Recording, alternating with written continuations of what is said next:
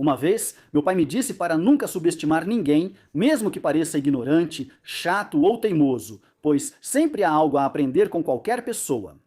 Mesmo que isso seja o oposto e você aprenda o que não fazer. De tal forma que, mais de 7 anos depois, não há dúvida de que se algo a 4T nos mostrou é que eles são especialistas em mostrar como um governo, tendo tudo a seu favor, pode afundar ainda mais um país inteiro por soberba e sede de poder. Será preciso anotar tudo e escrever o manual do que não se deve fazer. Pelo menos, algo de bom a 4T está fazendo. Vamos lá. A ideia central do que foi dito antes é algo que na filosofia se chama de via negativa. Entender o que algo é ou como deve ser através da eliminação do que não é ou do que não funciona. E vamos ver o caso prático. Se você achava que a magia não existia, é porque não viu as finanças da refinaria Olmeca ou dos Bocas. Aqui foi aplicada a alquimia inversa. Pegamos lingotes de ouro do erário e os transformamos em uma densa e negra coluna de fumaça que pode ser vista do espaço. Vamos começar pelo básico, o dinheirinho. Originalmente, juraram pela santinha que essa joia custaria 8 bilhões de dólares, uma pechincha, dizia o velho cansado. Mas como neste país, o planejamento técnico é visto como uma ferramenta do neoliberalismo para frear a transformação, o custo ultrapassou os 18 bilhões de dólares.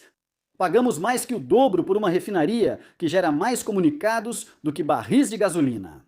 Chegamos a este radiante abril de 2026 e, ó surpresa, a área de armazenamento de Koch decidiu que queria ser o centro das atenções. Mais um incêndio para a coleção. Já tivemos 5 emergências relevantes, mas fiquem tranquilos, não se alarmem. De acordo com o Manual de Comunicação do Governo, isso não é uma falha estrutural, são situações controladas ou causadas por chuvas atípicas. Se houver mortes confirmadas, é dano colateral do progresso. Se a usina falha toda vez que um carro passa por lá, é culpa das chuvas atípicas ou de algum conservador que sabotou as válvulas. Porque, claro, projetar uma refinaria em um pântano que alaga e dizer que a água é o inimigo é mais fácil do que assumir a responsabilidade. Mais de 200 hectares de manguezal e floresta foram desmatados para construir esse colosso da ineficiência. Agora, em vez de flamingos entediantes e biodiversidade, os habitantes de Paraíso, Tabasco, têm uma vista privilegiada para uma nuvem tóxica permanente. As crianças e os idosos da região estão enfrentando problemas de saúde, mas fazer o quê? Tudo em nome da soberania energética. É muito melhor respirar veneno produzido em casa, com selo nacional, do que ar puro estrangeiro. Isso é patriotismo puro, não dá para negar. Dos Bocas não é uma refinaria, é um estudo sociológico.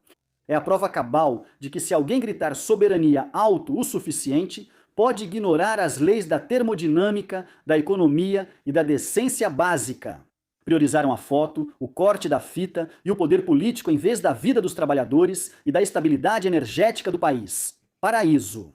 Em vez de ser o motor do México, Dos Bocas é uma âncora de chumbo banhada em petróleo que nos arrasta para o fundo do pântano.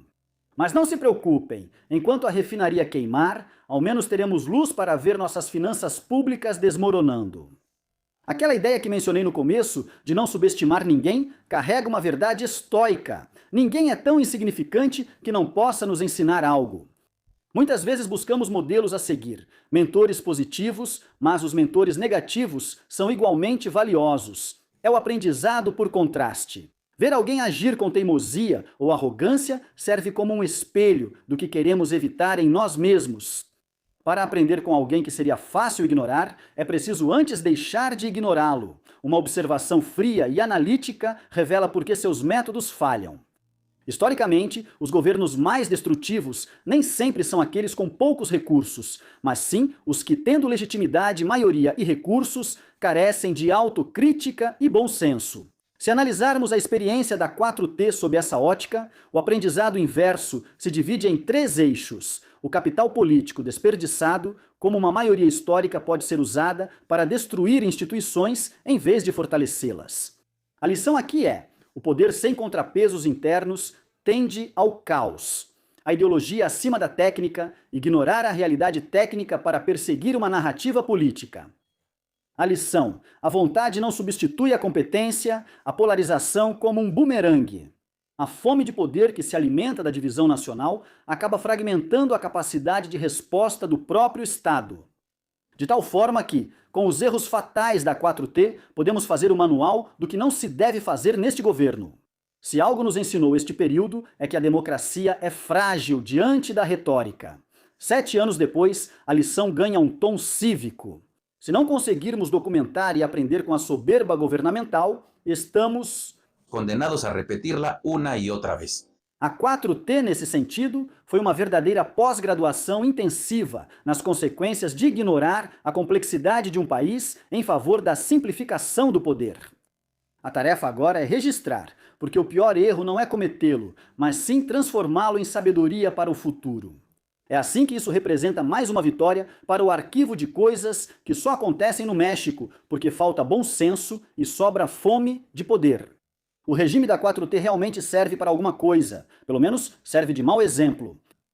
Me despeço, mas lembro, se virem fumaça preta no horizonte, não é incêndio, e sim o aroma da transformação queimando o nosso futuro. Nos vemos na próxima enchente, o que vocês acham? Lembre-se de que você pode fazer suas doações via PayPal. Encontre as informações correspondentes na caixa de comentários. Graças a você, este canal continua ativo. É muito importante se inscrever, dar like e apertar o sino para receber notificações sempre que houver novo conteúdo. Obrigado!